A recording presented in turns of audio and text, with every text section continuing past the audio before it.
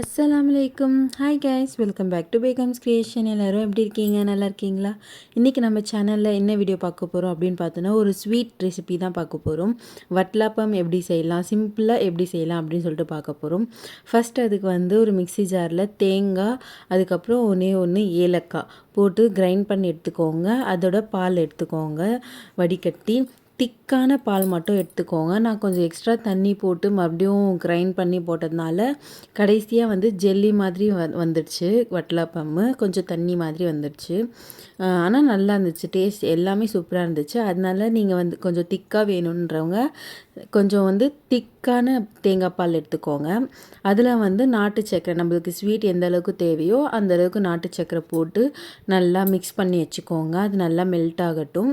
அதுக்கப்புறம் இன்னொரு மிக்ஸி ஜாரில் 3 முட்டை எடுத்துக்கோங்க. அந்த நம்ம எவ்வளோ தேங்காய் பால் எடுக்கிறோமோ அதுக்கு தகுந்த போல் முட்டை எடுத்துக்கோங்க. நான் 3 முட்டை எடுத்திருக்கேன். ஓகேங்களா? அதை கிரைண்ட் பண்ணி எடுத்துக்கோங்க. நல்லா மிக்ஸ் பண்ணணும். அதனால நம்ம ஃபஸ்ட்டு கிரைண்ட் பண்ணிட்டா கொஞ்சம் ஈஸியாக இருக்கும். அதனால தனியாக கிரைண்ட் பண்ணி எடுத்துகிட்டு நம்ம மிக்ஸ் பண்ணி வச்சுருக்கோம்ல நாட்டு சர்க்கரையும் அந்த தேங்காய் பாலும், அதில் இதை மிக்ஸ் பண்ணிக்கோங்க. போட்டு நல்லா மிக்ஸ் பண்ணிவிட்டு நம்ம எந்த பாத்திரத்தில் அந்த வட்டலாப்பம் செய்ய போகிறோமோ அதில் கீ ஃபஸ்ட்டு தடவிட்டு ஃபுல்லாக இந்த நம்ம ரெடி பண்ணி வச்சுருக்க மிக்ஸ் இதில் வடிகட்டிக்கோங்க.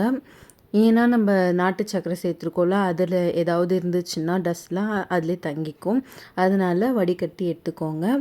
இதை அப்படியே டபுள் பாயிலிங் மெத்தட் மூலயமா ஒரு பெரிய கடாயில் தண்ணி போட்டு ஸ்டாண்டு வச்சு அது ஒரு ப்ரீ ஹீட் பண்ணிக்கோங்க. ஒரு 5 மினிட்ஸுக்கு ப்ரீ ஹீட் ஆனதும் நம்ம ரெடி பண்ணி வச்சுருக்க இந்த மிக்ஸும் அப்படியே அதில் வச்சுக்கணும். வச்சு அதை க்ளோஸ் பண்ணி வைங்க. இல்லைன்னா தண்ணி போய் வேஸ்ட் ஆகிடும். அதுக்கும் தனியாக ஒன்று க்ளோஸ் பண்ணி வெளியில் இருக்க பெரிய பாத்திரத்துக்கு தனியாக க்ளோஸ் பண்ணி லோ ஃப்ளேமில் 45 மினிட்ஸ் வச்சு விட்டிங்கன்னா போதும். நல்லா வெந்துடும். சூப்பராக வரும் ஸ்வீட்டு. சிம்பிளான ரெசிபி தான். ஒரு 2 பொருள் தான், பட் சூப்பராக இருந்துச்சு. ஸ்வீட் டேஸ்ட்டு எல்லாமே சூப்பராக இருந்துச்சு. நீங்களும் மறக்காமல் வீட்டில் ட்ரை பண்ணி எப்படி இருக்குன்ட்டு சொல்லுங்கள். மறக்காமல் லைக் பண்ணுங்கள், ஷேர் பண்ணுங்கள், சப்ஸ்கிரைப் பண்ணுங்கள். Thank you. This is Begums creation.